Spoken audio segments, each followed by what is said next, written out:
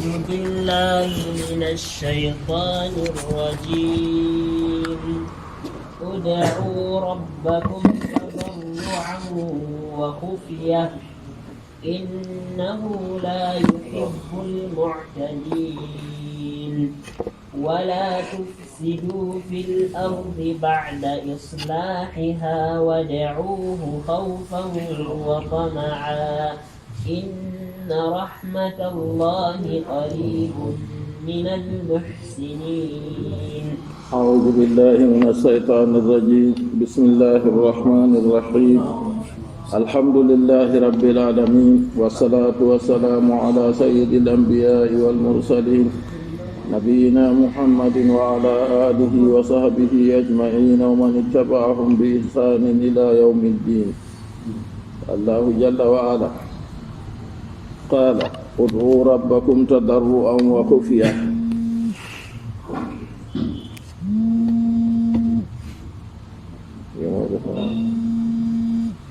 Dari mana?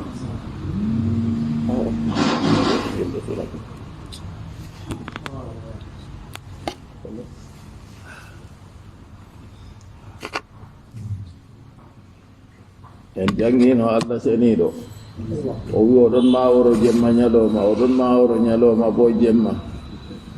nange ɓe lewru ɓe foode fuu ɗi laati ɗi eltaɗi ɓe yahara ɓe umrore Allah seniɗo ɓe bawɗe maako o wi andu tagadi fuu wodani Allah umroje fuu wodani Allah moƴƴe Allah jawmu tagefoji mawni o wi ud'u rabbakum ndo'ore jawmirawo mon tore jawmirawo mon tadarru an do yankinare haal tadallulan alhaal mon on toskitiɓe kadi to goɗɗo toskitaki ha yeeso Allah seniɗo ha to o toskititto tore Allah tadarru an do yankinare haal tadallulan ha ud'u rabbakum tadarru an do hiisu kadi jottaka to aɗo tora Allah seniɗo aɗo yankinana أمر لجميع العباد بالتوجه في الدعاء لله سبحانه وتعالى. أمر لجميع العباد أمر لجميع العباد دم أمر بموغل تكل الله سنيد فوفو بالتوجه بالدعاء لله سبحانه وتعالى بهو ستراغو بدعاء بتورغو الله مسني بانغاري وداني فحس دين الله سنيد سولني دومان وحرضا فحيث علمتم أن الله هو المتصرف في خلقه إيجادا وعظاما وإيتاء ومنعا نكور on andi fakat Allah seniɗo kanko woni pirlito ha mobgal takle maako no yiɗi fu wodingo takle man soytingo takle man wodingo ko takle man ɗe giɗi soytingo ko takle man ɗe giɗi ko ɗe gañi wa ita'an hokkuki wa man an e haɗuki Allah seniɗo kanko tan woni bawɗo dow kuuje ɗe fuu fa wajjihu ilayhi qulubakum nden ka kuusitine ɓerɗe moɗon fufu heedi Allah seniɗo o wasaluhu bi alsinatikum tordemo be ɗemɗe moɗon wakkati on torata Allah seniɗo ɗo fuusita ɓerɗe moɗon ɗo andi ko on torata ɗo on ɗo andi bo moye on torata on anda mangu Allah on yi'a onon bo famɗere mon be tampere mon on yurmita wakkati on torata Allah to nini on waɗi banni yaake nden du'a moɗon ɓurata yawugo jaabugo wa qad zakara Allahu subhanahu wa ta'ala liddu'ai arba'ata surud. Allah mo senu e ɓagare wodani o wolwi sarɗiji nayi ha du'a jaabe min be ma be oya fu goto men fu ɗo yiɗi du'a muɗum jaabe en taskite kadi Allah seniɗo wolwi ha aya ɗo atadarru'u yankinare jonta ka surɗinayo aɗon ha yeeso goɗɗo mo a yiɗi ɗum a hulata ɗum a semtata ɗum to aɗo huwa kugal noy a wonata ha yeeso maako fakat a yankinan kam a andi Allah seniɗo on ɓuri a yankinana ɗum wal khufiya e non suuɗuki ta a ɓamta sawto ma be hoolo ɗo wal khawfi e kulol alata aɗo hultori Allah wa tama e tammude aɗo tammi bo o jabante hawru sarɗiji ɗi nayi fu haa ko a torata Allah seniiɗo fu haa yiyano o jaabinirte law yankinaare suuɗugo do'a muɗum hulgo Allah e tammoraago mo jawabu sarɗiji nayi ɗi Allah seniiɗo wolwiɗi Allah wi uɗu rabbakum tore jawmiraawo moɗon tadarru'an do yankinaare tazallulan do toskitaaki yurmitaaki wa khufiyatan be suuɗuki sirran be cuuɗi ɗum tata ɓamta do'a ma haa hoolo be hoolo so naa to laatake woodi yimɓe nananɓe ma haa wi'a amin kam amma to aɗo ferwi accu ɓamtugo sawto ma ta saklu yimɓe aɗon nder yimɓe aɗo waɗa do'a ma feere ma o aɗo haa to aɗo ɓamta sawto ma na aɗo sakla ɓe a dewoɓe Allah lesnu sawto ma Allah mo a torata ɗo o nanan ko a sofndi fu sirran ay bi isma'i nafsihi be nannuki nafsu maako tan to aɗo waɗa do'a yaake man nafsu ma ton ɗo nana ko a wiyata to ni hoore ma tan a do'anta kam to wala goɗɗo denan ɗo ko a do'ata haa wiya amin kam li anna allaha ta'abbadana biddu'ai ngam Allah seniiɗo jaggiri en umriri en dewal be do'a kama ta'abbadana bil qira'ati banno o jaggiri en o umriri en dewal be janguki fala yakfi mururu du'ai ala qalbi e ata kadi do'a ɗum saalo dow ɓernde maako nonnoon o taskitata do'a man walam anna al insana idha kana wahdahu fasirru afdalu lahu andu ɓi adamajo to feere maako o waɗan do'a suuɗugo do'a man on woni ko ɓuranimo in kana yanshadu fi dhalika to ni laatake oɗo sirri ɗan fu o tiiɗan ha waɗugo do'a maako wa illa fal jaharu afdalu lahu amma so na non bo wangirgo ɓurananmo kadi kal jama'ati ba jama'are oɗo waɗa do'a ha yimɓe nana jaabo wiya amin ɗo bo hanayi o lesna ha ɓe yamay nanta ko o wiyata amma feere maako o toran Allah ɗo bo hanayi o ɓamta to'a ha yimɓe feere nana ko o watta do'a man innahu la yuhibbu almu'tadin innahu hanko Allah la yuhibbu o yiɗa almu'tadina ɓeetotoɓe ha ɗume ɓeetotoɓe saaloɓe keerol fiddu a yer do'a bitta shaddugi be hebbingo hunduko mum hebbingo gole muɗum be do'a o ɓamtowo sawto be do'a maako wa raf'i sawti e ɓamtuki sawto yimɓe feere tindiniran bana to kalal diɗo ubba do'a maako on oɗo waɗa banni kay Allah yiɗa irin yimɓe waɗoɓe banniɗo aɗo tora Allah seniiɗo ɗo a andi to a toran goɗɗo mo a yiɗi a teddinta a hulata a semtata a wawata ɓamtugo sawto ma ha yeeso maako e no waɗi to aɗa tora Allah ka ɓamtata sawto fanta kadi to andini en ɓamtugo sawto man ha torugo Allah seniiɗo ɗo to naani ha yimɓe feere nana wi'a amin kam ndekka kanjum ɗum yettinaaki ɗum kadi a innahu la yuhibbul mu'tadin kanko Allah seniiɗo o yiɗa ɓeetotoɓe fiddu a her do'a bitashaddugi be hebbingo gole mum wa raf'i sawti e ɓamtuki sawto ha yaake do'a maako attashaddugu huwa kasratul kalami min gayri hudurin fil galbi kanjum on ɗuɗugo wolde be ko luuti yaalirki ha ɓernde bo oɗo waɗa do'a oɗo yofta non wala ha ɓernde maako to hakkil kadi do'aje ma ɗe gaɗata ɗo jangu andu manamaje to aɗo waɗa do'a ma nden ka aɗo andi ko a torata Allah ceniiɗo nonnoon on waɗata jawabu wona her ma kanjum kadi o wi ko wiyete tashaddugu ɗo ɗum hebbingo wolde ɗuɗɗinki wolde nden min gayri hudurin fil galbi ko luuti bo yahalirki heedi ɓernde to kanjuman Allah seniiɗo wi tadarru'an yaake on do'oto ɗo se on mara yankinaare on mara sirri bo innahu anko Allah la yuhibbul mu'tadin o yiɗa ɓeetotoɓe ha nder ɓeetaare man fayinta torugo hunde nde handanayi ɗum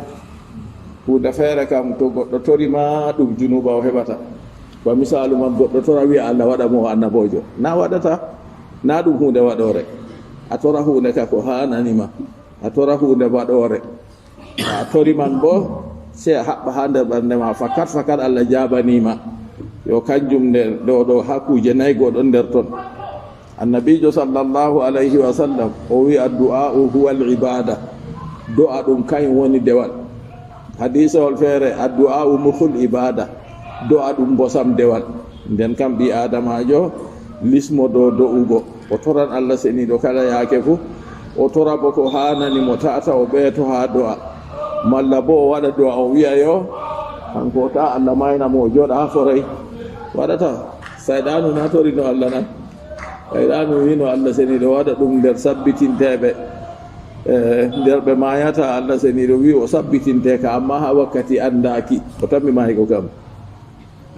wala tufsidu fil ardi tata bonne lesdi bi shirki be hawranago Allah wal ma'asi e gedde ase hawranago Allah be tana muɗum be yeddugo Allah kanjuman ɗum wonnan lesdi ɗum waddan bonondaji ɗum waddan fitinaji ɗum waddan ñawji goɗɗi feere ɗum waddanan yimɓe kokke ɗum waddanan yimɓe saɗirmaji ɗi yimɓe mbawata nasalullah salamata wal afiya nde Allah seni ɗo wi wala tufsidu fil ardi ta bonnire lesdi tafsiro men wi bi shirki be hawranago Allah be tana muɗum wal ma'asi e gedde ngam ɗum fu majum Allah ceniɗo haɗi to goɗɗo ɗo shirkani Allah shirku mangu kawtal mangal ha goɗɗo dumri dow may ha mayri be man ɗo kanko man na nder ona nder jafeteɓe ona nder yimɓe gonanɓe nder yiite innahu man yushrik billahi faqad harrama Allahu alayhi aljannata wa ma'awahu an-nar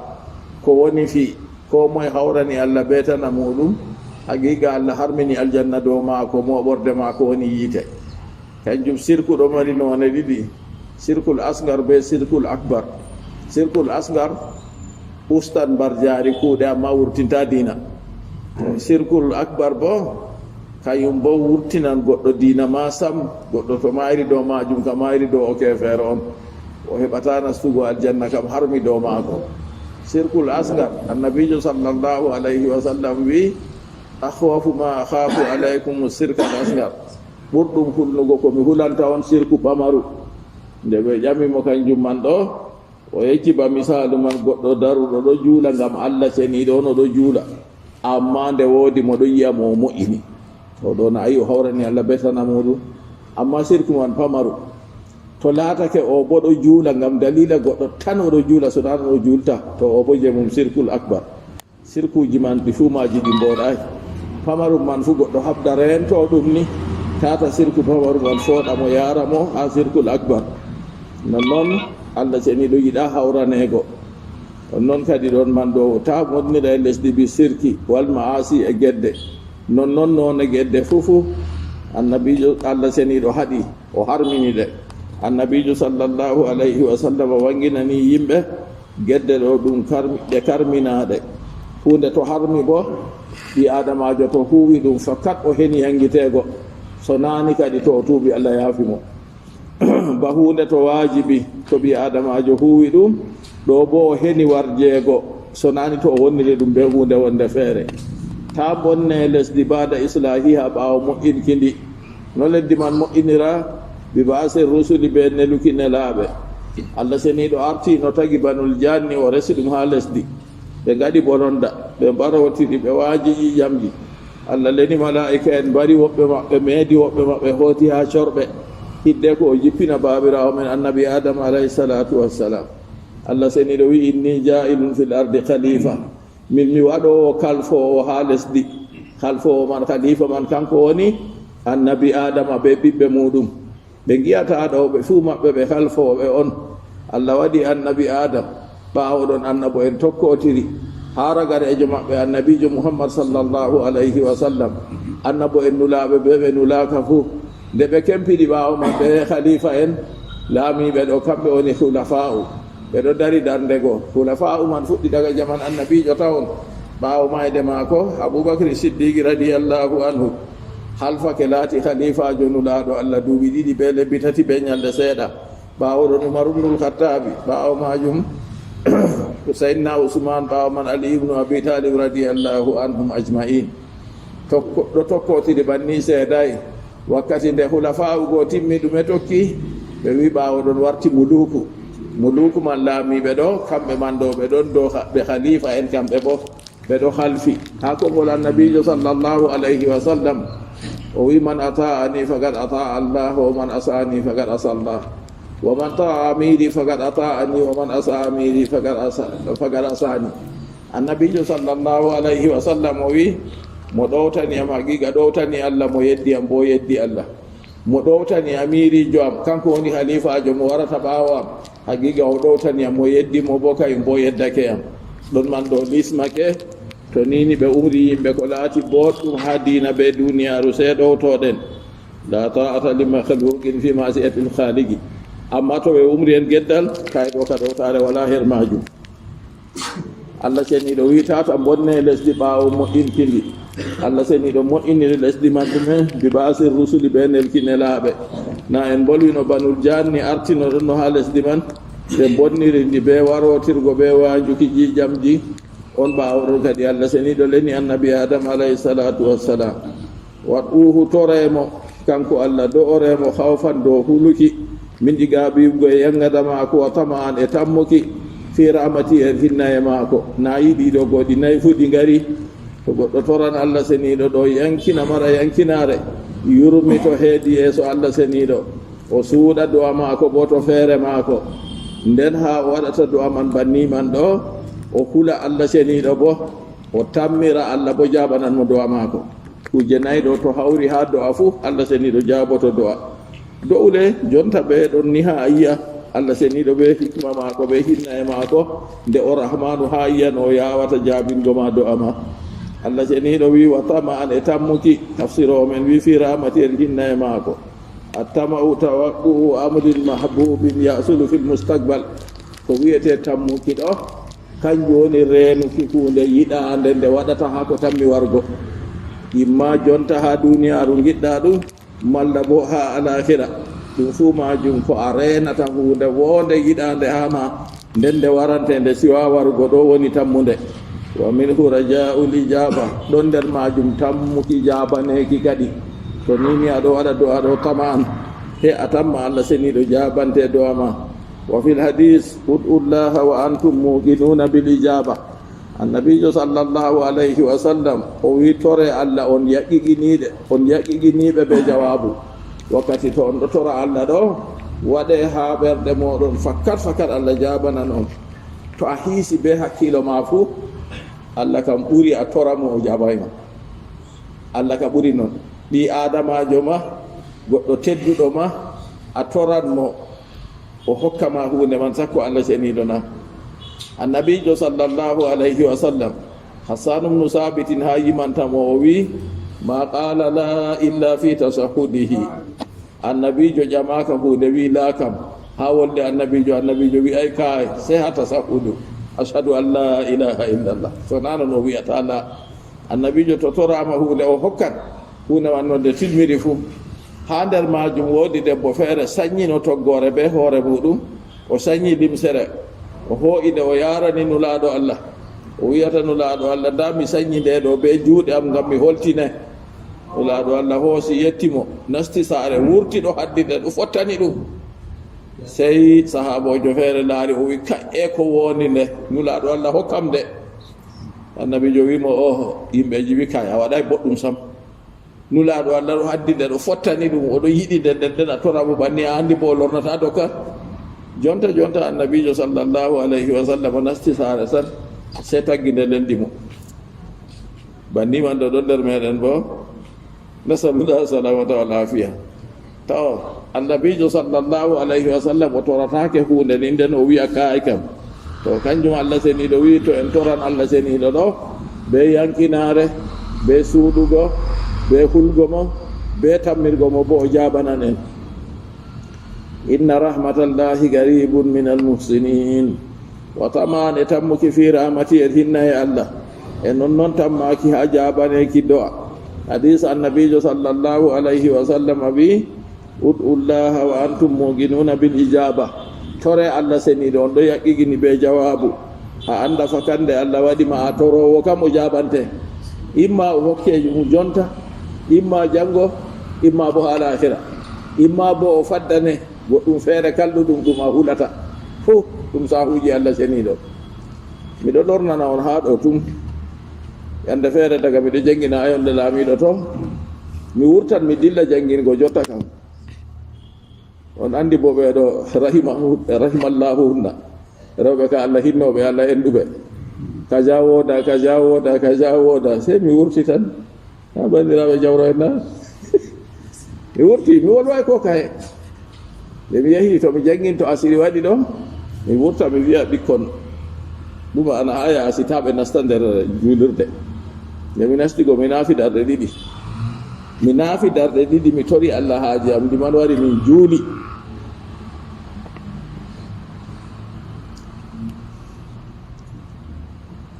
mi wurti juulirde haa ɗo mi tawi goɗɗo arti am ɗo jogi seeɗa o sendi ɓikkon temerre ɓe nogas woni hakkila sappo kala ɓinguel fof hokki ɗum dala sappo sappo oyti ɓoro jowolo hokki am jonta mi tori allah sidi ɗo jaabi ɗo aɗo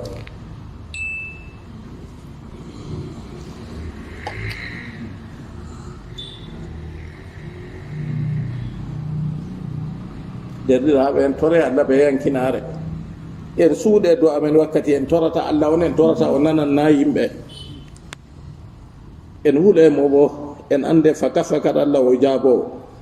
annabijo sallllahu alayhi wa sallam o wi ud'ullaha wa antum muqinuna bil ijaba tore a tayake on torata ɗo on ɗo yaqqigiɗi on ɗo tabitini fakat be jawabu allah jabana noon en tore allah yaafa en aybeji men en tore allah tubna en ha kuuɗe kalluɗe en tore allah seni ɗo hokka en hayruji duniya ɓe lahira fuu en tore allah yaafama ayɓe meɗen yaafa saroji men yaafa modiɓɓe meɗen wa fil hadisi aidan ma min abdin yarfa'u yadahu wa yaqulu ya rabbi illa wa yastahi llahu an yaruddahuma sifrayn annabijo sallllahu alayhi wa sallam o wi wala jeyaɗo allah maccuɗo allah ɓamtata juuɗe muɗum ɗo tora allah o wiya ya rabbi ya jawmam koyna allah semtan lornugo juuɗe maako may wala ko heɓi allah semtan lornugo juuɗe maako ɗo mere hokkaymo ko tori derɗiraɓe en ɗo mari haajeji ɗuɗɗi masine en tore allah ceniɗo ha kala ñalowma fuu ha kala wakkati fuu nde en siftori haajeji men fuu en tore allah ceniɗo ha nder lewru suumaye ɗo wakkatiji tati kam tata en rammiɗa ha do'ago torgo allah ceniɗo ɗum wakkatiji do'a jaabete ɓurɗum woɗugo to suba juulama ɗo ha kala jamanu fuu noon ɓuri handugo kam amma lewru suumay ɓuri wakkati to suba juulama goɗɗo habda jooɗani to oɗo janga qur'anu to oɗo waɗa jikiri to oɗo heɗita tafsiru ha to nange fuɗi nange gonge fuɗi nge ɓanti bakin kala sallabbo deydey naafila dagi o umma o naafa darɗe ɗiɗi darɗe arandere ɓaawo fatiha qul ya ayyuhal kafirun ɗiɗaɓre ɓaawo fatiha qul huwa allahu ahad hadisol bay hagi wari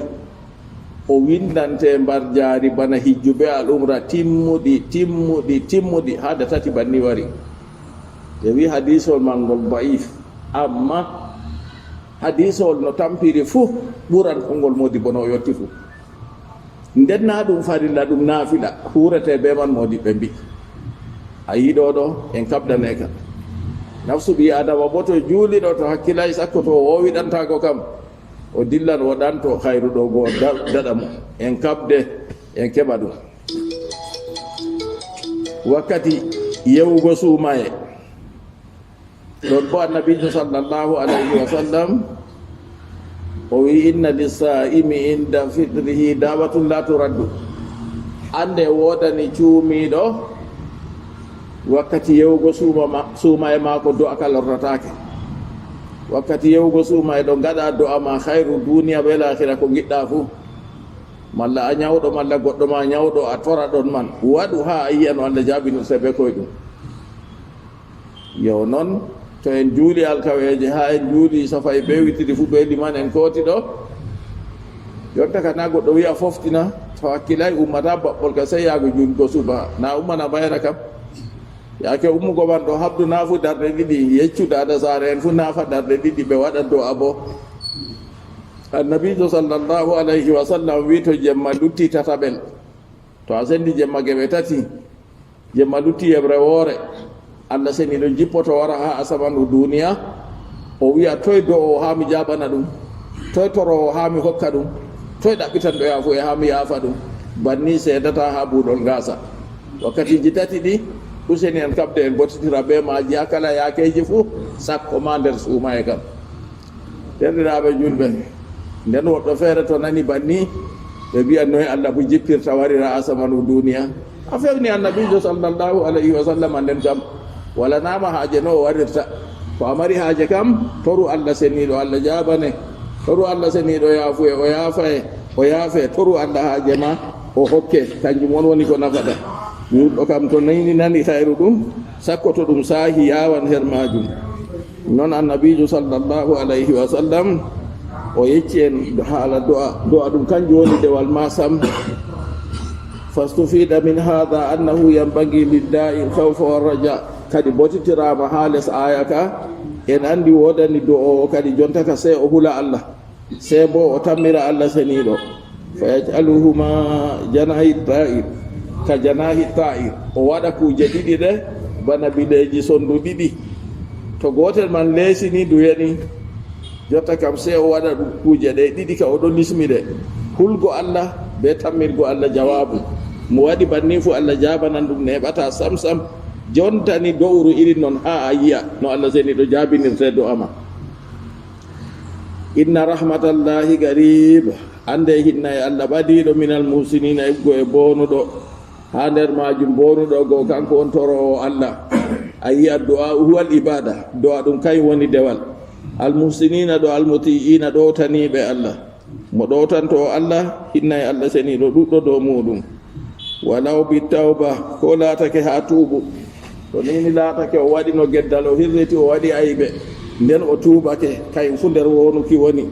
falmatlubu taqdimu tawbati ala du'a liyaga addu'a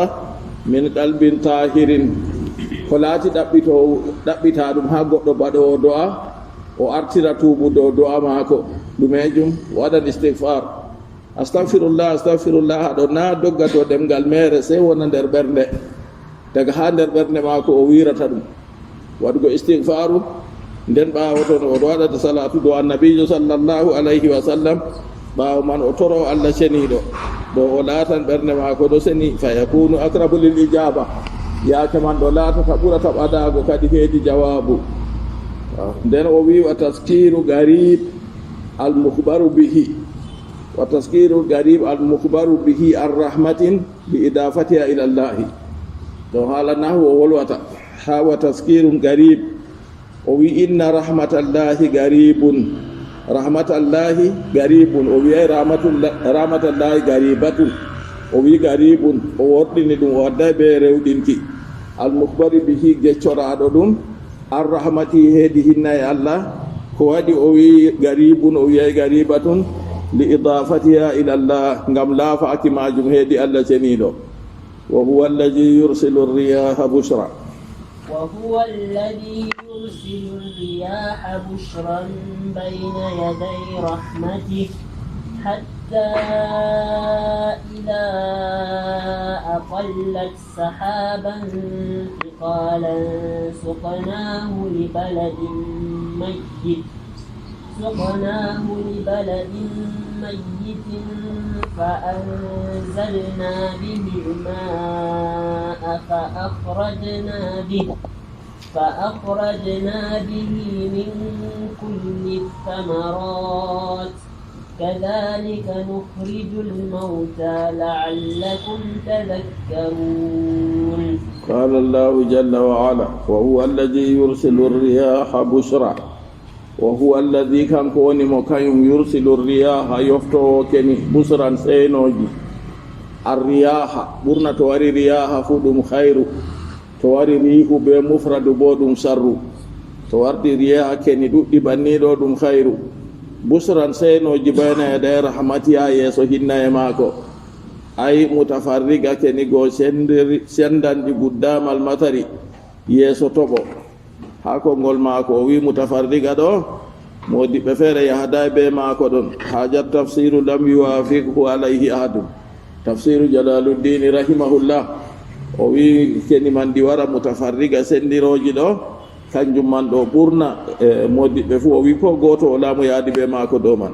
bal badul mufassirina gala inna mana nusran muntasira o wi muntasira keni man on ɗi sankitiɗi hendu yaake to waran ɗo a yi jihaaji ɗuuɗɗi hendu man warata to hendu man to waɗi ɗo ɓurna fuu hendu ɗo ardo yeeso iyende ƴame ɓiɓɓe waynaaɓe ƴame waynaaɓe annduɓe to duule waɗi min be ma fuu en keɓtan feere kam to duule waɗi en heftan to ɓooje beeɗe to wata ɓurna fuu caɗɗum masine ha woofa a yiya duule waɗa hendugo ndu ɗo warda wakkeere fombina ko fuuna maƴƴe ɗo waɗa diggali ɗo waɗa caɗɗum ha yede man to nde to ɓay amma duule waɗa ɗe ɓalwano ɗe ɓalwiri fuu diggali be maƴƴe non noon hendu wooda caɗɗum ha yede man nde to ɓa hoɗon jawro ɗo maari ɗe mi yejjitay ɗe yande feere min gari ha min nasta juulirde duule waɗi waane yimɓe jitanma min jam an ma gari ɓawn yimɓe ɗumani mi nasti mi wolwanayi ɓe sam goɗɗo feere ɗo ɓerni ɗo buudano noon hono andi gorgiraɓe bo no wayi yimo kay a iri duule ɗo caɗɗum machine ha toɓa yene go toɓay yande feere bo duule ɗe ɗemɗe ni miɗo yiya hendu ɗo wara ɓe diggali ɓe maƴƴe min jami min timminayi magari ɓa yiyede yoofi o wi janngo ka ko ɗume a wi mi jaɓi mi wimo a tata ɗum tata mi ferka en fergita to iri ɗo ɗo yimɓe keɓtan ɗum be alamaji wa alamatin wa binajmi hum yahtadun be alamaji be kode ɓe kanditirto tata tanma mi fi leddi on mi hefti noon de gayna noon alamaji ɗon yimɓe andititta wa huwa alladi yursilu riyaha allah on joftowo keni bayna yaday rahmati ha yeeso hinnaye maako ha ɗo yiyede on o wolwi dey mutafarriga ɗo oɗo wi muntasira kedi man ɗi sankitiɗi on guddamal matari ha yeeso yiyede rahmatihi ɗon yiyede go wa fi qira'atin bi sukuni sini tahfifan wa huwa alladi yursilu riyaha busran kanjuma noon o wolwi ɗo bi sukuni sini ɗo be hugo sini tahfifan wala siddere wa fi ukhra bi sukuniha ha riwaya qira'a gorka feere bo be hugo sini go wa fathi nuni e masuki nunu dow to ɗon bo nasran masdar ɗum masdar wa fi ukhra qira'a gorka feere bi sukuniha wa dammil muwahhada be hugo go nden fahinta e turuki har feere woore ɗon bo ɗume o yiɗi wigo nusran qira'aji feere feere o yecci ɗo badalu nuni busran kadi badalu nuni ay mubashiran kanko allah seniɗo kanko yoftowo keni goɗi ngara ha yeeso iyende ɗiɗon seynira be warkiyende wa mufradul ula nusur ha de o wi nusuran ɗo to gotel man bo wiye nusur ka rasul bana rasul be rusul to wal akira ragarewol bo basir ha o wi busran ɗo bo gotel man wiye basir allah seniɗo ɗo yofta ɓanni nda keni ɗon waɗa keni goo ɗon weɗa kuujeji ɗon hena dow kuuje nden yiyede goo ɓaawo man on warata ɓaawo hendugo hatta ida aqallat hani to tawama e welti hamalatir riyahu sahaban ha keni goo to ɗi ndondi duule sigalan duule goo teddoriɗe bil matari be iyende suknahu allah seniɗo wi se min yarna a sahaba duule goo min yarnira ɗe lesdi wa fihi iltifatun anil gayba woni heedi muɗum yeysitaki ha wirnuki suknahu min yarnira iyende goo ndi baladin mayyitin heedi leddi mbahandi leddi jorndi nde fuɗata ɗo kayri woni leddi mbahadi ndi baladin mayyitin heedi leddi mbahandi la nabata bihi ndi fungo wala hen muɗum ay fungo wala li ihya'i ha ngam yeɗitinki ndi leddi go ndi waatino ndi yoori pulle wala to nini iyende go wari toɓi dow maari sofni ndi yaake man ɗo a sigayno awdi geene a sigay awdi lekkon hama allah ceniɗo to waɗi iyende go banni an annduɗo aawowo to a yi yaake man waɗi dottijo feere ɗon no ha min kanko daga ɓe sollare o remata ngesa maako ɓeɗo andi horre ka jaare to waɗi ni yaake remugo waɗi o rema gawri maako ɓurda gawri yimɓe fuu wommugo gabbe tawa ɗon man ɗo daga yaake man a waɗi jotta ka a waɗi a aawi to a aawi goo a waɗa awdi goo a yaaɓa ha sata boɗɗum ta kuje irta allah to waddi iyende go wari sofni pellel goo be a yaaɓi saati goo fuu hunde goo nde waɗa ɓande ñowlan se fetta wabbere goo to fetti kala sal wurta ɗon yerɓan lesdi man ban a yaaɓino saati goo fuu ha heɓa fuɗa non ha ladde bo fahinta ha kujeji fuu a tawa pellel ilagol ha waɗi ɗo ɓawo ñalde seeɗa ni ni a yiya gene fuɗi lekkon fuɗi ɗon to fuɗi goo kuuje goɗɗa layiɗe ni a yiya ɗum wala sembe sam amma hawtade ɓe banni fu ɗum yerɓan leddi ni ha ɗum fuɗa ɗum wurta ɗon ban ha en jangguino je bilile en jangguino hitade salinde goo Allah ceniɗo waɗi banni ɗum be bawɗe maako on ɗum hurata banni man Allah wi min jarna iyende goo di baladin mayyitin hendu arti waɗi iyende wari ɓawo ton leddi bo tawi ndi jordi wala futgo ha muɗum iyende goo nde toɓi goo ɓawo ton leddi goo ndi hecciɗa kadi se fa anzalna bihi bil baladi min tomni iyende goo jotta kam ha wuro min jippini alma a ndiyam fa akhrajna bihi min gurtiniri be iyende goo ay bil ma'i be ndiyam ɗam toɓino dow lesdi goo min kulli samarati ha kala ɓendalloje fuu iyende woore to nini nde toɓiɗo kuuje feere feere fuɗata to kuuje goo fuɗi bo ɗum rima ɓendalloje feere feere a tawa ɗum fuu majum ɗum wurtan ha leddi bo ngoori bana ni man Allah ceniɗo bana o wolwiri min wurtina ɗum fa akhrajna bihi min kulli samarati min gurtiniri be ndiyam goo kala ɓendalloje kadhalika al ikhraj bana kiya toon ma wurtinki ban a yino yaake leddi goo ndi yoori pulle wala no sam nde iyende toɓi bo leddi goo ndi hecciɗi pulle wari fuɗi wurti ɗon ha pulle goo waɗi rimi ɓendalloje muɗum ɗo kadhalika al ikhraj bana kiya toon ma wurtinkini nukhrijul mawta min gurtinirta mayɓe min quburi yubgo e genale maɓɓe bil ihya'i be yeɗititki to nini aɗon numa a wiya goɗɗo ƴummititta ko waɗi a wiyata o ƴummititta ɗo a wiyande o maayi ɓe irimoɗo na o ñoli o sankiti ton to laaru wabbere kadi to a aawi nde kayre man to iyende waɗi ɗo seeto nde ñoli nden nde fetta to nde fetti kala sal wurta ɗon nden hunde man lutta Allah hollima misalu kadi nda model on ɗo nonnoon bo maayɓe ɗo bo Allah wiyatama kadhalika banni tafsir o men wi kadhalika al ikhraj baki a toon ma wurtinkini nukhrijul mawta min gurtinirta mayɓe min quburihim daga genale maɓɓe bil ihya'i ɓe yeɗititki Allah ceniɗo ɓe hikima maako o waɗi yande to nini ngendam ɗam wari timmugo malaikajo Israfil annabijo sallllahu alayhi wa sallam wi ko o lena fu malaikajo ɗo ɗo mukki luwal ɗo reena ha Allah ceniɗo umra ɗum fuufgo fufande nde re'uki to o fuufande nde kala hunde nde Allah ceniɗo muuyi ngendam mum haɗa har ɗon kam pat to nani sawto ɗo ni halas e maygo annabijo sallllahu alayhi wa sallam o wi artan ɗo nanugo fuufande luwal ɗo ɗum goɗɗo on ɗo moƴƴina heelewo geeloɗi mum heelewo woodi ko ɓe mahata ba kombowal ni to ɓe mahigo nden ɓe dufa ndiyam toon dabbaji ngara njara oɗo habda moƴƴingo heelewo geeloɗi maako ha o yarna ase o anda jotta kareere waɗi kanko artata nanugo fuufande nde to o nanni se o do'a tan wuttudu ndu waala her les wuttudu ndu omo ɓamta dow o maayi won ɗo kala nanɗo sawto man fuu ɓanni se maaya ɓaawo man kadi bo Allah ceniɗo umra malaikajo goo fuufande nde ƴummuki fayin to nden yimɓe ɗon bo yimɓe ƴummita har ɗon daga mo maayi no arande ɓi annabi adama artunoɗo maaygo arande ha ragarejo mo maayi yimɓe goo fufu ƴummitan wala mo luttata ɓe mbi hakkude fuufande arandere be ɗiɗaɓre ɗo ɗum waɗa duuɓi 40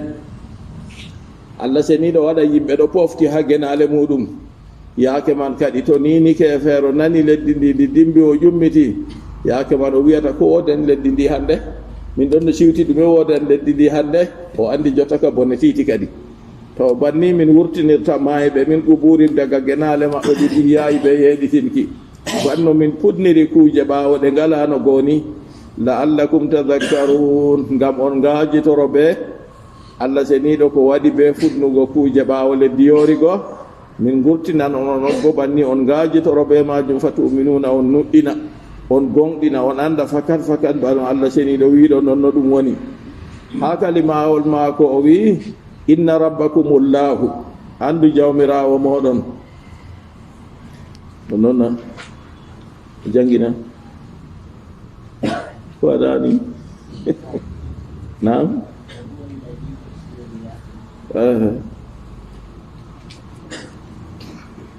inna rabbakumullah wa huwa alladhi yursilu riyaha naka kawne jangiɗo noon ɓawo man bo banni jawmirawo tan mi wurtinirgo kuuje ɗe o wino wa huwa allazi yursilu riyaha busran bayna yadayhi ha yetti konngol maako kadhalika al ikhraj bakiya toon wurtinkini nukhriju l mawta min wurtinirta mayɓe wurtinaɓe daga toye min gubuuri genale maɓɓe bil iya'i be yeeɗitirki la'allakum tadakkarun ngam on ngaajitoro be majum fakat no allah seniɗo wiɗo nonnoon ɗum baɗojum ngam tagaago takle fuu daga misalu wala no samma o tagi sakkolorgo yeeɗitina ɗe ha konngol maako ha wino inna rabbakum ɗo al aya wa riyahu jam'u rihin ha o wi riyahu ɗo wa huwa allazi yursilu riyaha na riyaha o wi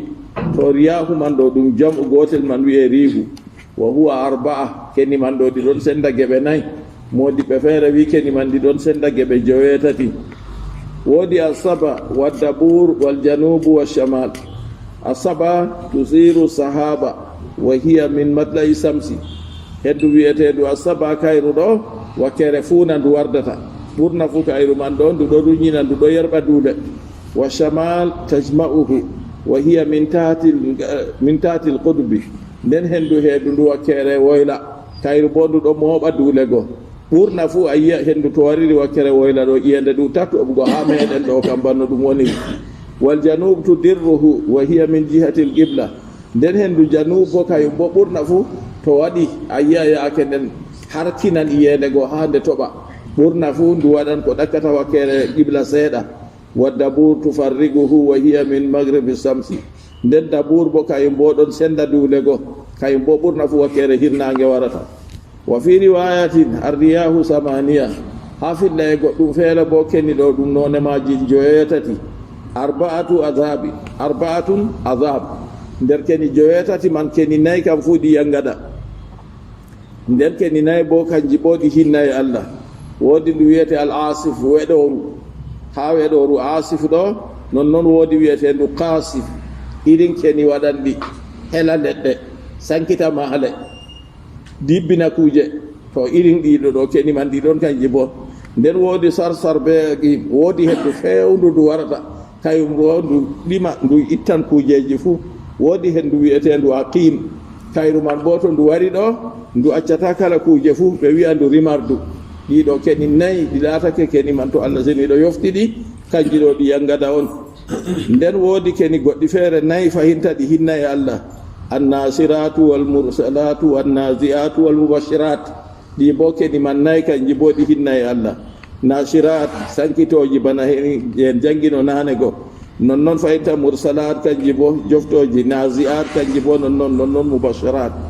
konngol allah seniɗo ha de o wi keni man to ɗo wara konngol tafsir o de o wino mutafarriga ha mutafarriga o wiɗo inna mana nasran muntasira muttasi'a o nasira li sahabi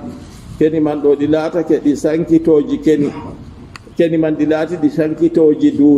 duule goto ɗe sankiti ɗe jaaji nden ɓaawɗon allah seniɗo tomna iyende to holli bande de keni go banno allah seniɗo tomnirta iyende ɗo nden o funna kuuje ɗo allah yecci en bana ni man o wurtinirta mayɓe bo daga genale muɗum to wurtini ɓe ka ngam ɗume ha yimɓe warje kadi mbar jaari jonta kam laato ha ñalomare ragarere wiyete yande dargal kadi to nini takle goo ummitinama kam yande dargal waɗi yawmal qiyama waɗi yawmal haqqa waɗi yawma tagabuni ñalomare ñamotirki waɗi yande man kam ñalomare wonde wala ɓaawo mare ha ñalde duniyaru ñalomare nde timmiran be ɗiitago yimɓe yedduɓe allah seniɗo mayruɓe keferaku duumotoɓe nder yiite be hotugo ha yiite ɓe nduumo nden yimɓe ɗowtaniɓe allah seniɗo nuɗɗiniɓe be hotugo ha aljanna ɓe duumo ɗon ni ñalomare nde tammi timmirgo ngam yande dargal ka to kiita yande dargal timmi jotta ka wala ko lutti koye na duumago nder aljanna be duumago nder yiite wala ñalomare wonde feere ɓaawo maare walbaladu tayibu والبلد الطيب يخرج نباته بإذن ربه والذي خبث لا يخرج إلا نكدا كذلك نصرف الآيات لقوم يشكرون. قال الله جل وعلا والبلد الطيب الذي سنيني al asbu turab leddi go laati ɗum bulwuldi nden leddi go laatake belndi leddi go laatake ɗiggudi ndi jaɓori ndiyam ha maari to iyende toɓi fuu ndiyam man nastan nder maari yahruju nabatuhu fungo leddi man wurtan hasanan mbondi fungo man wotko bi isni rabbihi ɓe ɗunga e jawmiri hada masalun lil mumini hada masalun lil mumini ɗo misalu muminijo on yasma'ul maw'izata o nanan waaju fa yantafi'u biha o nafitoro be maagu muminijo kala nde nani waaju fuu ɗum battiɗinan ha maako woodi ko hoosata ɗon o faaman o kuutinira be maajum misalu maakon Allah seniɗo waɗiri be leddi senindi jaɓandi ndiyam nder fungo muɗum laata wongo ɗo wali ilmihi ngam anduki maako fa masalul mu'mini ka masalil ardi tayyiba misalu goɗɗo muminijo nuɗɗiniɗo ɗo ban misalu leddi senindi wa masalul mawa'idi wal qur'ani ka masalil ma misalu waajuji ɗi muminijo nanata e qur'anure nde muminijo nanata kayum bo ha ɓerde maako ɗum wa'i bana iyende on ɗo toɓa ɗon fa kama anna al ma'a idha nazala ala al ardi tayyibati ambatat tayyiban bana iyende to toɓi dow leddi marndi konal ɗiggudi leddi man ndi funnan kadi fungo wongo fa kadhalika al mawa'izu wal qur'an non waajuji be qur'anu bo idha nazalat ala qalbi al mu'mini ambatat at ta'ati was sifati al hamida waajuji boɗɗi ayaje qur'anu to nini jippake dow ɓernde muminijo goɗɗo muminijo nuɗɗiniɗo o nani waajuji o nani qur'anu ɗo jange kanjum man ɗo ɗum fudnan ɗowtaje nder ɓernde maako o ɗowtano Allah ɗum fudnan tindinoje boɗɗe ha maako o tindinore be maaje ɗum Allah seniɗo waɗi misalu kadi wal baladu tayyibu leddi mbondi yahruju nabatuhu fungo mum wurtan hasanan wongo bi izni rabbihi be dunga e jawmiri hadha masalun ɗo ɗum misalu lil mu'mini yasma'ul maw'izata fayantafi'u biha o nanan waajuji o nafitoro be maaji kadi sona Allah seniɗo waɗi be hikima muɗum nda nder hikima maako ɓurna yimɓe fu laati janngay kande ɓurna yimɓe fu laati janngay o umri yimɓe o haɗi yimɓe bo katto yimɓe jooɗi non wala gaajoɓe kam nde goɗɗo nananno kadi jottaka boɗɗum ha tokko nde nanata kalluɗum ha ɗum cito ɗon Allah seniɗo waɗi be hikima maako kadi gaajoɓe ɗo ɓe gonan kala yaake fu bani israila o ɗuɗɗinino modiɓɓe nder maɓɓe e o ɗuɗɗinno annabo e nder maɓɓe annabojo fu annabojo luutan ɗum annabijo sallallahu alayhi wa sallam wi ha ummatore maako bo wala annabojo ɓaawo ɗon kam sey jabtan ɓe annabo en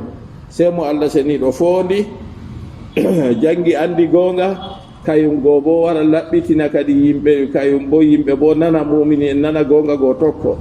laaru hinna e Allah seniɗo to suuma e waɗi ɗo ha nder wuro ɗo a andi jotta julirɗe noy waɗata tafsiru na julirɗe jum'oje ha wuro ɗo a andi noyna 17 e gelle de fuumaje bo a tawa ɓe ɗo gaɗa tafsiru on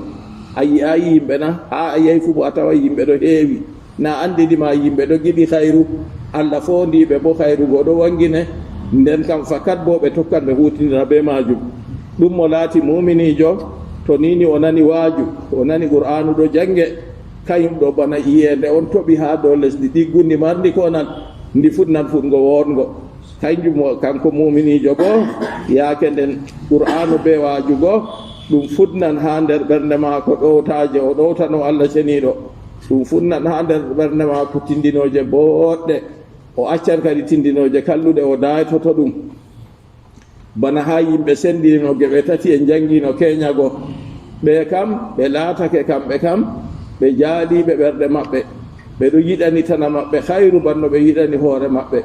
o wima ɗum annabo en ɓe tokkiɓe dow laawol annabo en laaɓɗum tokki yeɓre ɗiɗaɓre bo ɓerɗe maɓɓe ɗon jaaloɓe seeɗa amma ɓe jaɓanta ɓerɗe man to ɓerɗe goo numi kalluɗum fuu ɓe habda ɓe lorna ɓerɗe goo ɓe ɗo kabdani ɓe ɓerɗe goo ɓe accata ɗum to ɓe bo tokki ɓaawo ɓe yagoo seeɗa nden yeɓre tataɓre ɓerɗe muɗum jaalake ɗum kadi ɓen kam wala ko foti huugo ha hayru ko ɗume ase nden kam cakare yeɓre cakare be arandere o winoma annabo en nden wari ɓaawo annabo en tokkuɓe ɓe ɓen kam to nani hayru to nani waaju to nani qur'anu hutiniran be muɗum kay won ban misalu iyende go yo ɓen kam ɓe jaɓan gonga ɓe tokko ka walladi habusa nden Allah seniɗo wi leddi ndindi soɓi turabuhu mbol wuldi muɗum soɓi la yahruju wurtata nabatu fungo muɗum wurtata illa nakidan koyna caɗɗum asaran caɗɗum bima saggatin be saɗirma wa hada masalun lil kafiri ɗo bo ɗum misalu kefere on misalu muminijo kana ba leddi go ɗiggudi mardi konal misalu kefere bo noyi kayum bo ɓal leddi satundi monderi leddi go konal wala her muɗum ndendi so fayi wala no ndi fuɗira illa nabatan binakadin azim hunde wurtata her ɗon koyna be torra catuka to ɗon man ɗo adimun nafi kayri man ndi wala nafakka her maari sam ni kefeero bo tindinira to kefeero laatake kayru famdi ha maako wala dede ko woni ha maako ko nanata hunde kayru o hutinira waajo kefeero feere a yiyale woodi goɗɗo feere ɗon no ha fattude amin ɗo tara toon o huwanan min o laatan o gardi amin noy yaake feere wiyamo wayne kon to a silmi kam o mi silmata silmu useni a rewa Allah heɓa a yisa jango gaska am be ma gotel na a waɗa dina ma min bo mi waɗa jeya o silmama ha o watiri non noon na ayi wala no a waɗata kanjum ɗo Allah ceniɗo ɓe hikima muɗum waɗi noon to alhamdulillah ɗo fototira bo yimɓe ɗuɗɓe masine to tagu wolwini se jaɓa silmata ha nder suumay ɗo ni yimɓe ɗiɗo wari daga ladde wari silmi daga dayi ɗum dey kay ɓe yiɗaɓe silma toon se ɓe wara ha ɗo ni ɓe wara ha ɓe noon ɓe silma hitande go bo naw nandi en ɗon no jangga ha ɗo goɗɗo wari silmi no nde ɓe dufanimo seede ha ɗo ha kanko mi wimo seede ɗo pat jeemade ha o wembi sabo sakli sam nasalullah salamata wa lafiya yimɓe hayru ɗon to goɗɗo wangi wi on silman ɗo tahwi e se on yara ɗum ha mallum ya silmina ɗum siltirago ɗo moye fu andi sa fotira ɓe ma ko a wiya mo wi'u ashhadu an la ilaha illallah o wiya to wi woɗay ɗo a hollitamo ashhadu anna muhammadan rasulullah o wiya wa ashhadu anna isa to rewo no ɓe goɗɗo mission no wa ashhadu anna isa abdullahi wa rasuluh wa kalimatu algaha ila maryama wa ruhun minhu a yiccamo mana man a wiya mo timmiɗo wona nasti dina islama hande aybeji ma pat Allah yafima bana yande dadama dañama accu kadi laarugo musulman tordi en ɗo ha huwi irin kuuɗe maɓɓe lisma yimɓe ɗowtiɓe lisma julurde julda be yimɓe jangu to a janguɗo français ɗo heɓu deftere comment faire la prière a janga heɓu la voix du musulman a janga a ƴamta yimɓe jonta a taw o laati o jawmu andal tan a yeccamo no yiworto jonta ɗo o yaha o yiwa na a yaha a yiwamo dey la ilaha illallah o mayɗo sappo a yiwamo ɗa a yeccamo no yiworto ba giwam janaba ni be anniya giwam islam o no yiworto yeeso man ɗo a umramo to peɗeli ma ko juuti o helñoɗi o laɓo gasa ma ko laɓeteka hidde ko jonta ka o yiwo kadi nden to o yiwi ɗo o hoosa limse ma ko jotta ka laaɓɗe ɗe o looti laaɓi kanju o ɓornoto to jotta ka limse ma ko ɗeya kam seeto o looti ɗum ngam to o mawɗo o ñuufiɗo nayi janaba ɗon no heɓa mo anda yiwugol limse wande coɓɗe seeto o looti laaɓi halas silmugo ɗo na hunde sande sakko se ɗaɓɓitoya mallum se ɗaɓɓita modibbo se ɗaɓɓita liman se waɗa ni ta sannana yimɓe to goɗɗo wima yiɗi silmugo ni o silma tan to wi baba alaji useni hokkam ni ka jami silmale hokkumo annabijo sallllahu alayhi wa sallam yimɓe noyi wari ha mako o hokki ɗum hunde silmi ɓawo fatu makka annabijo hootay madina sam o dilli ko no ha nokkure wiyetede Hunayn yimɓe ɓe silmaki tokkimo nder maɓɓe ɗon biyeteɗo Safwanu no Umayya nde ɓe yahi ɓe honi ɗo gelori temerre annabijo hokkimo ɓawo ton noy se silmugo hokku tata a wiya in jotta ka nangam hunde am noon o yiɗi silmugo an koni colengol ɗo hokku to goɗɗo wari wima hokkam ni ka jahami silma ɗo hokkumo taw ni misalu kefeero Allah seniɗo wi wallazi habusa leddi ndindi soɓi turabu mbul wuldi muɗum kayri man ɗo ndi laatake ndi saatundi nden konal wala ɗon la yahruju nabatu fungo mo wurtata illa nakidan koyna dow caɗɗum bima saggatin be saɗirma wa haja masalun lil kafiri ɗo bo ɗum misalu kefeere on kadhalika bana ni kama bayyanna bano min banginiri ma dukira ko inna nusarrifu nonnoon min banginta min pirlitirta nubayyinul ayati min banginta ayaje ndiga min yaskuruna heedi yimɓe yettoɓe Allah fa yuminuna ɓe nuɗɗina ɗi adamajo to nani misalu Allah ceniɗo waɗi harɗon ni woodi ko nastata ha ɓernde maako woodi ko o famata ɗum sabbibina kadi imanako ha maako. لقد أرسلنا نوحا إلى قومه فقال يا قوم اعبدوا الله ما لكم من إله غيره إني أخاف عليكم عذاب يوم عظيم. قال الله جل وعلا لقد أرسلنا نوحا إلى قومه لقد أرسلنا حقيقة من نلي نوحا